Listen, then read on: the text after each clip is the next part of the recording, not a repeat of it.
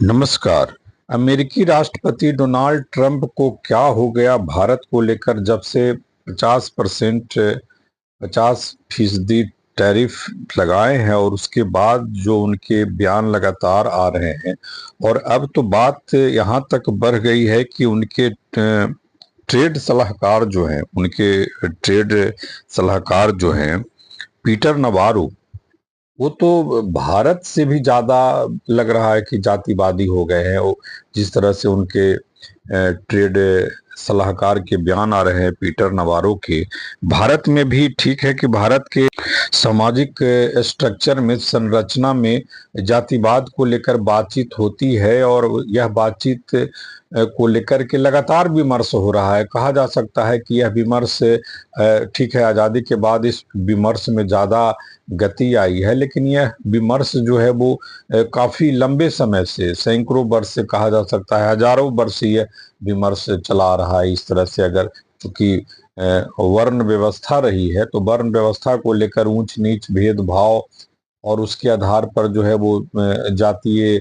संरचना बनी थी, और उसके आधार पर अब उसमें मूल चूल सुधार के लिए कोशिश की जा रही है।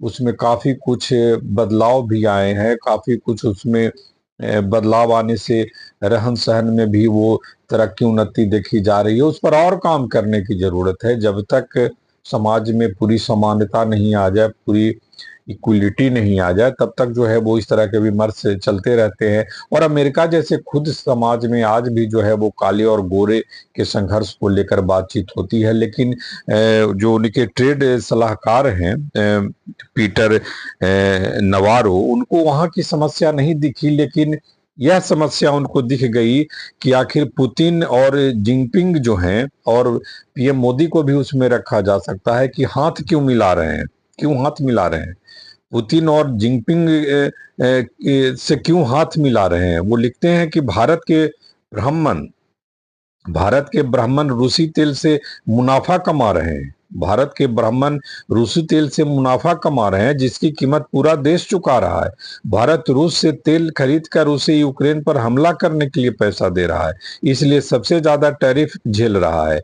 नरेंद्र मोदी समझदार नेता है, लेकिन मुझे समझ नहीं आ रहा है कि वो पुतिन और जिनपिंग से हाथ क्यों मिला रहे हैं। सोचिए, इस तरह के बयान उनके ट्रेड सलाहकार दे रहे हैं। क्या ऐसे ही सलाहकारों की वजह से राष्ट्रपति ट्रंप को जो है वो 50% जो है वो टैरिफ इंडिया पर लगाना पड़ा? 25% जो उनके कानूनी जो कहते हैं कि यह जरूरी था, और 25% इसलिए क्योंकि भारत जो है वो रूस से तेल खरीद रहा है, कच्चा तेल खरीद रहा है। इसके आधार पर जो है राजनीति चल रही है, और काफी ये एक तरह से कहा जा सकता है कि इस तरह के बयान से साफ पता चलता है कि अमेरिका अपने ट्रेड को लेकर किस कहाँ तक और किस सीमा तक जो है वो नीचे जा रहा है, और अपनी सोच में, और यहाँ तक जो है वो पूरे इस तरह के बयान से, आखिर इस तरह के बयान से किस तरह के मैसेज जा रहे हैं दुनिया में अमेरिका को लेकर, जो अमेरिका कभी कभी जो कहा जा सकता है कि इस तरह से जो अमेरिका की एक तरह से सामाजिक सरोकार के मामले में देश दुनिया के तमाम देशों में अमेरिका के द्वारा जो मुहैया कराए जाते थे, उसको लेकर के जिस तरह से ये सवाल उठाए जा रहे हैं कि आखिर अमेरिका को क्या हो गया है। क्या भारत हर काम जो है अमेरिका से करके और पूछ कर करे, और उसके आधार पर जो है भारत अपनी विदेश नीति तय करे? क्या अमेरिका इस सोच में है? क्या अमेरिका के दुनिया के तमाम यूरोपीय देशों में अगर किसी को माना जाए तो क्या ब्रिटेन, क्या फ्रांस, क्या स्पेन, क्या नॉर्वे, क्या डेनमार्क, जो भी देश हैं, इटली, क्या जर्मनी अपनी विदेश नीति तय करता है? क्या चाइना, चीन भी क्या अमेरिका से पूछ करके अपनी विदेश नीति? भारत एक संप्रभु देश है और उसकी अपनी संप्रभुता है, उसकी अपनी कहीं ना कहीं विदेश नीति है। निश्चित तौर पर आजादी के बाद से विदेश नीति में बदलाव होते रहे हैं, उन समय समय पर बदलाव होते रहे हैं, लेकिन रूस के साथ देश के प्रथम प्रधानमंत्री पंडित नेहरू के समय से अच्छे संबंध सरोकार रहे हैं, जिसको पीएम मोदी कहीं ना कहीं बढ़ा रहे हैं। उस जो दोस्ती थी या उस जो संबंध थे रूस के साथ, वो लगातार उसमें प्रगाढ़ता आ रही है, सुदृढ़ता आ रही है, उसी को आगे कर रहे हैं। और अमेरिका के साथ पहले से ही प्रथम प्रधानमंत्री पंडित नेहरू के समय से ही उतार चढ़ाव देखे गए हैं। और अमेरिका के लिए सबसे इसमें जो अमेरिका की दिक्कत है, वो अपने मुनाफा को, अपने अपने हित को सर्वोपरि रखता है।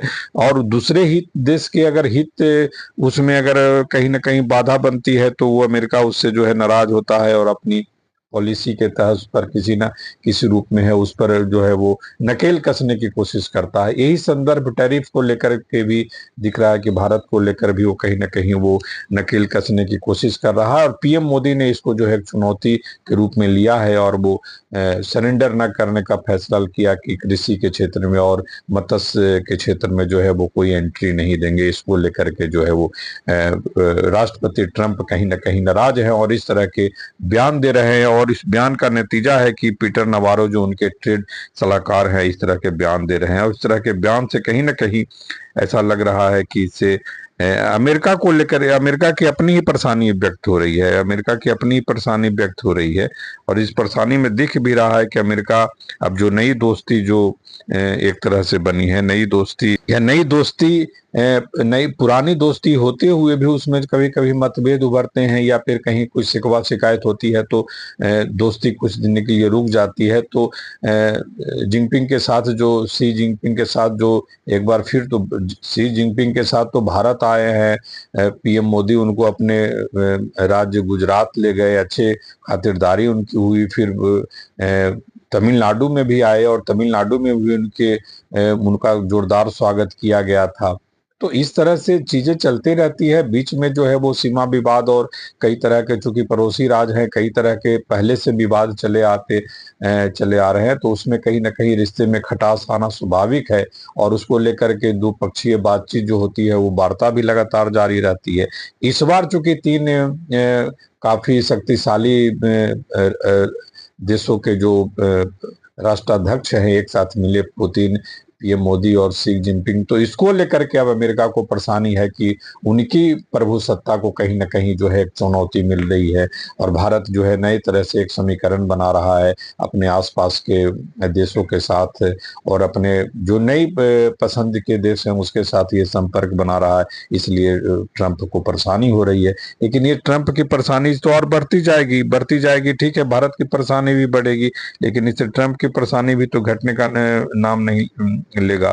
अगर भारत जैसे देश से, कंज्यूमर देश है, अगर भारत जैसे देश से अगर अमेरिका को इस तरह से कहीं ना कहीं कोई ट्रेड में कोई कमी आती है, तो निश्चित तौर पर जो भारत जो अब तक सप्लाई आपूर्ति करता रहा, अगर उसकी कमी आएगी तो अमेरिका को उसके लिए दिक्कत नहीं होगी, यह भी देखना होगा। लेकिन ऐसा लगता है कि राष्ट्रपति ट्रंप जो हैं कुछ ज्यादा ही अपनी जिद पर कायम रहने वाले हैं।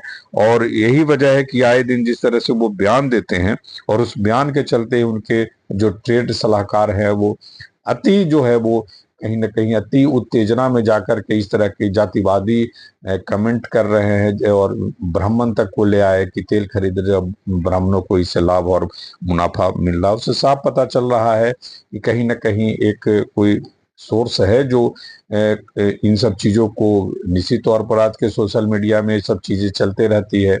और कहीं ना कहीं बताया गया है कि भारत में जो रूलिंग पावर है वो ब्राह्मणों का है, इस तरह के बयान से ऐसा दिखता है। लेकिन भारत के समावेशी स्ट्रक्चर के बारे में, संरचना के बारे में शायद उनको पता नहीं है कि भारत एक विविध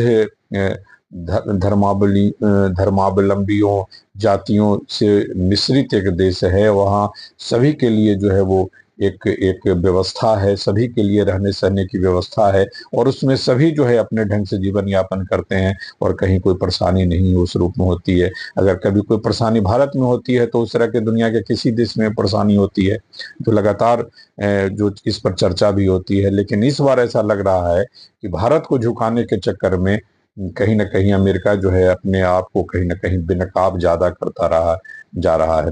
नमस्कार।